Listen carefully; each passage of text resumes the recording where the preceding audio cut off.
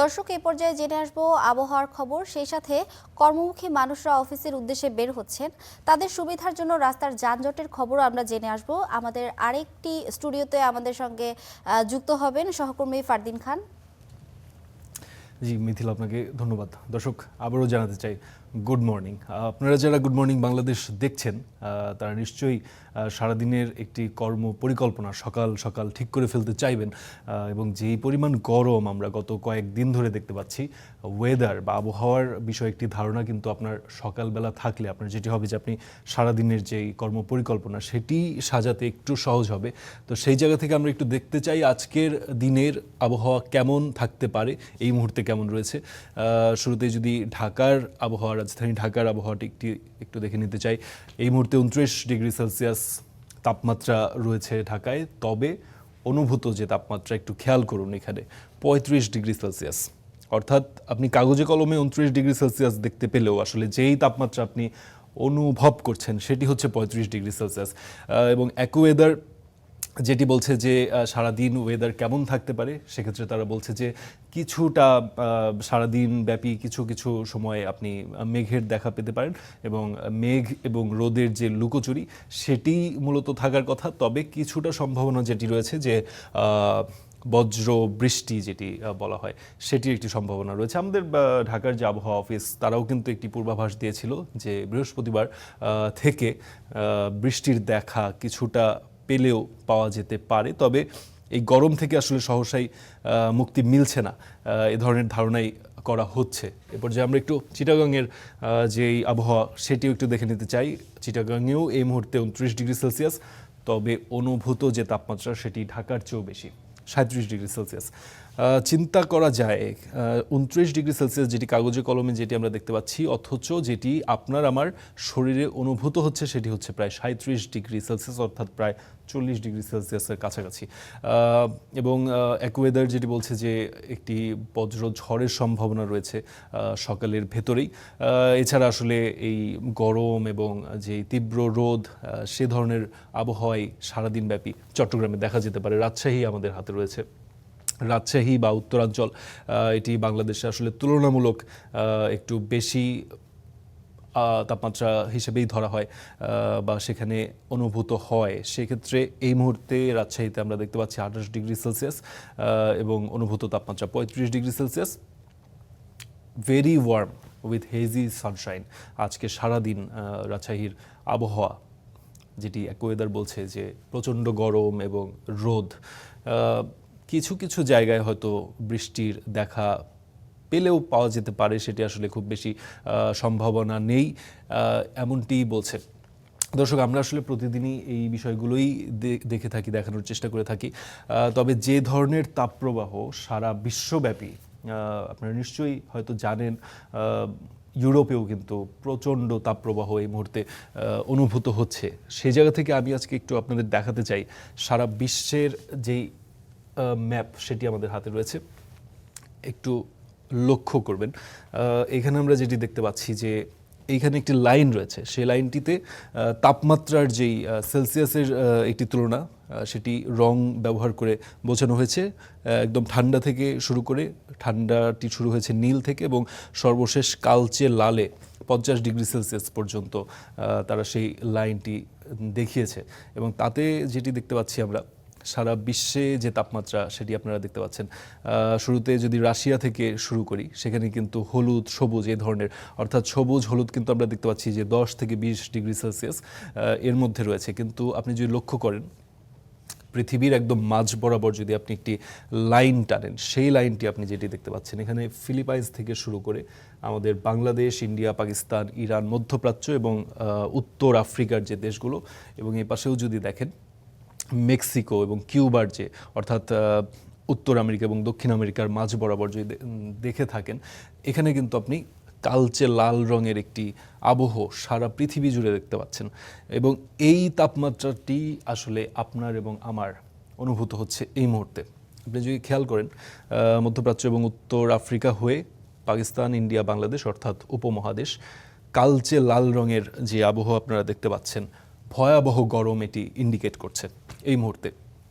এবং Indonesia, Philippines, Papua New Guinea, Australia এইদিকে কিছুটা রয়েছে, তবে এই পরিমাণ ব্যাপক আকারে নয়। উত্তর অস্ট্রেলিয়ায় কিছুটা রয়েছে। তবে ইন্টারেস্টিং ব্যাপার যেটি আমি একটু লক্ষ্য করলাম যে আমেরিকার পশ্চিম প্রান্তে ভয়াবহ গরম দেখা যাচ্ছে।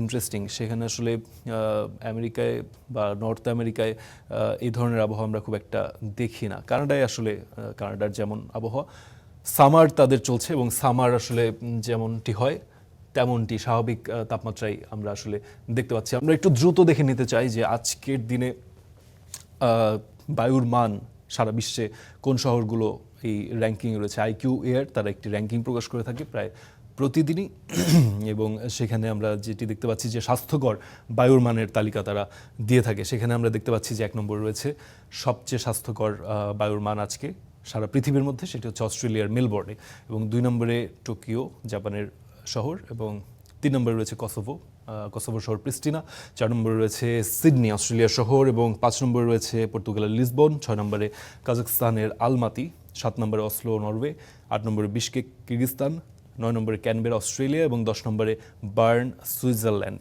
এই শহরগুলোর বায়ুর মান অত্যন্ত স্বাস্থ্যকর। এবং ইন্টারেস্টিং ব্যাপার হচ্ছে, আমি আপনাদের এখন দেখাবো যে মোস্ট পলিউটেড সিটিজ, অর্থাৎ সবচেয়ে অস্বাস্থ্যকর বায়ুর যে মানের তালিকা, সেই তালিকায় কোন শহরগুলো স্থান পেয়েছে। এখানে কিন্তু আমরা প্রায় প্রতিদিনই দেখে থাকি যে আমাদের রাজধানী অর্থাৎ তিলোত্তমা নগরী ঢাকা প্রায় 1 থেকে 3 এবং সর্বোচ্চ 5-এর মধ্যে অবস্থান করে। প্রথমে শুরুতে আমরা যেটি দেখতে পাচ্ছি, 1 নম্বরে রয়েছে ইন্দোনেশিয়ার জাকার্তা, 2 নম্বরে রয়েছে পাকিস্তানের লাহোর, 3 নম্বরে রয়েছে চিলির সান্তিয়াগো, 4 নম্বরে রয়েছে ভারতের দিল্লি, 5 নম্বরে ভিয়েতনামের হানোই, 6 নম্বরে কিনশাসা কঙ্গোর, এটি আমরা নিয়মিতই দেখতে পাচ্ছি এই শহরটির নাম। 7 নম্বরে রয়েছে জোহান্সবার্গ সাউথ আফ্রিকার শহর, 8 নম্বরে রয়েছে ভারতের কলকাতা, 9 নম্বরে কাম্পালা উগান্ডা, 10 নম্বরে নেপালের কাঠমান্ডু এবং 11 নম্বরে রয়েছে ঢাকা বাংলাদেশ। খুবই আনইউজুয়াল, কারণ আমরা এই চিত্রের সাথে খুব একটা পরিচিত না। আমরা মোটামুটি 1 থেকে 5-এর মধ্যে বা 1 থেকে 3-এর মধ্যেই ঢাকার নাম দেখতে পাই। তবে আজ আমরা যেটি লক্ষ্য করছি সেটি হচ্ছে ঢাকার যে অবস্থান সেটি 11 নম্বরে এবং ঢাকার স্কোর হচ্ছে 94। অর্থাৎ কিছুটা স্বাস্থ্যকরের দিকেই ঢাকার বায়ুর মানের তালিকা। এটির একটি কারণ অবশ্য যেটি হতে পারে যে ঈদের ছুটি মাত্রই শেষ হয়েছে, সবাই কিন্তু আসলে রাজধানীবাসী যারা, সবাই কিন্তু আসলে ঢাকায় এখনও ফেরেননি, ফলে যানবাহনের যে চাপ, বিভিন্ন মেশিনারিজের যে চাপ, সেটি কিন্তু এখন পর্যন্ত কম। এবং সেই কথার প্রসঙ্গ ধরেই আসলে বলতে চাই যে ঢাকার আজকের যে ট্রাফিক বা প্রধান সড়ক বা বিভিন্ন সড়কগুলোতে যানবাহনের যে চাপ, সেটির কি অবস্থা সেটি একটু আপনাদের জানিয়ে দেব। ঘড়িতে এখন 8টা 20 বাজে এবং যারা আসলে অফিসে যাবেন, অনেকেই কিন্তু আসলে এখনও অফিসে সেভাবে জয়েন করেননি। আমরা ঢাকার রাস্তায় যেটি দেখতে পেয়েছি যে গত কয়েকদিন ধরেই ঢাকার রাস্তায় চাপ তেমনভাবে নেই। হয়তো পরের সপ্তাহ থেকেই অনেকে জয়েন করবেন বলে ধরে রেখেছেন। ঈদুল আজহা বাংলাদেশের মানুষের একটি বড় উৎসব, সেক্ষেত্রে সেই ছুটিটি তারা আসলে একটু বেশি করেই হয়তো কাটাচ্ছেন। একটু দেখে নিতে চাই দ্রুত রাস্তাগুলোর কি অবস্থা। শুরুতে যদি একটু মিরপুর থেকেই আসতে চাই, উত্তরে আসলে খুব বেশি কোনো ধরনের যানজট আমরা লক্ষ্য করছি না।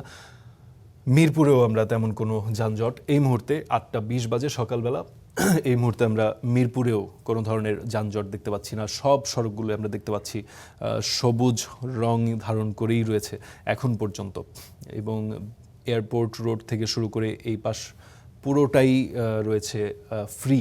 এই রাস্তাগুলোতে চলাচল করতে এখন এই মুহূর্তে বা 9টার মধ্যেও হয়তো কোনো সমস্যা হওয়ার কথা না। তবে কিছুটা যানজট আমরা যেটি লক্ষ্য করছি সেটি হচ্ছে মহাখালীর যেই মোড়, ফ্লাইওভারের নিচে এবং এদিকে বাস টার্মিনালের দিকে যে রাস্তাটি আসছে, এই রাস্তাটিতে আমরা দেখতে পাচ্ছি কিছুটা যানজট রয়েছে। আসলে এটি অনেক সময় যেটি হয় যে বাস টার্মিনালকে কেন্দ্র করে অনেক ধরনের বাসের কিন্তু দীর্ঘ সারি তারা কিন্তু পার্কিং করে রাখে, সেটিও হয়তো গুগল সেইটিকেই হয়তো যানজট ধরছে কিনা বা যানবাহনের চাপ ধরছে কিনা আমরা আসলে পরিষ্কারভাবে বলতে পারছি না। তবে যেটি দেখতে পাচ্ছি যে কাকলির দিকে, মহাখালী থেকে কাকলির দিকে বা আমতলির দিকে যে রোডটি, সেটিকে কেন্দ্র করে আমরা এক ধরনের যানজট গড়ে উঠছে বা যানজটের প্রকোপ শুরু হচ্ছে এটি আমরা দেখতে পাচ্ছি। বিজয় সরণির এদিকে খুব স্বাভাবিক চিত্র, কিছুটা যানবাহনের চাপ রয়েছে, তবে খুব বেশি দুশ্চিন্তার মতো এখনো পর্যন্ত তেমন কিছু দেখা যাচ্ছে না। ফার্মগেটে কিছুটা রয়েছে, যানবাহনের চাপ রয়েছে, বসুন্ধরা সিটির সামনে পান্থপথে কিছুটা রয়েছে। এছাড়া যে মেজর যে রাস্তাগুলো, শাহবাগকে কেন্দ্র করে কিছুটা মোড় কেন্দ্রিক বা সিগন্যাল কেন্দ্রিক কিছুটা যানবাহনের চাপ দেখতে পাচ্ছি। এছাড়া প্রধান সড়কগুলোতে কোনো সড়কেই আমরা আসলে এখন পর্যন্ত কোনো যানবাহনের চাপ বা যানজট বা দুশ্চিন্তা করার মতো যে যানজট, সেটি কিন্তু আমরা দেখতে পাচ্ছি না। অর্থাৎ আপনি সময় মতো বের হলে আসলে যে আপনার গন্তব্য, সেখানে আসলে সময় মতোই পৌঁছাতে পারবেন। খুব বেশি একটা হাতে সময় নিয়ে বের হওয়ার কিন্তু প্রয়োজন নেই। তবে যেই আবহাওয়া চলছে গত কয়েকদিন ধরে, আসলে আবহাওয়া অফিসও যেটি বলেছে যে আজ থেকে বৃষ্টির কিছুটা সম্ভাবনা রয়েছে, সেটি হলেই আমার মনে হয় যে জনজীবনে কিছুটা স্বস্তি নামবে বলে আমার বিশ্বাস। আজকের মতো আমাদের যে ওয়েদার এবং ট্রাফিক এবং বায়ুর মান নিয়ে যে আলোচনা, সেটি এই পর্যন্ত। আমরা আবারও মূল সেটে ফিরতে চাই আমাদের সহকর্মী মিথিলা আঞ্জুমের কাছে। ধন্যবাদ ফারদিন।